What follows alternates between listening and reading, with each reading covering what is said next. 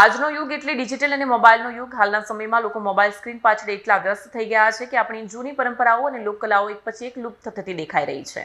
ગ્રામ્ય વિસ્તારોમાં પણ હવે શહેરીકરણની અસર જોવા મળી રહી છે, જેના કારણે જૂની યાદો જાણે સમાપ્ત થઈ રહી છે. જોઈએ આ વિશેષ અહેવાલ. જૂના દૌરા ગામમાં છેલ્લા 35 વર્ષથી સતત એક પરંપરા ચાલી આવી છે. આજના મોબાઈલ અને ડિજિટલ યુગમાં જ્યાં પરંપરાગત કળાઓ ધીમે ધીમે લુપ્ત થતી જાય છે, ત્યાં ભરૂચ તાલુકાનું જૂના દૌરા ગામ આજે પણ પોતાની સાંસ્કૃતિક વિરાસતને જીવંત રાખી રહ્યું છે.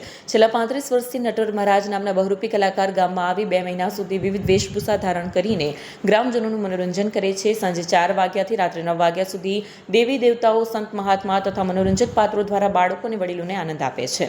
નટવર મહારાજ જેવા કલાકારો લોકકલાને જીવંત રાખીને સમાજને સંસ્કૃતિ સાથે જોડવાનું કાર્ય કરી રહ્યા છે. નટવરભાઈ તારાજી પિતાજીનું નામ ને બહુરૂપી બહુ જૂની સંસ્કૃતિ છે. હા, કમસે કમ જ્યારે ફિલ્મો નહોતી એ પહેલાંની બહુરૂપીનું મનોરંજન બતાવી રહ્યા છીએ. હા, મતલબ કેટલા વર્ષોથી બતાવો છો આ ગામમાં તમે? આ ગામના અંદર 35 થી 40 વર્ષ. અને ક્યાં તમારું મૂળ વતન? રાજસ્થાન. અચ્છા, કેટલો સમય લાગે છે આ બહુરૂપી ગામમાં ફરવા માટે? ઓછામાં ઓછી 60 દિવસ થાય આખા ગામના અંદર.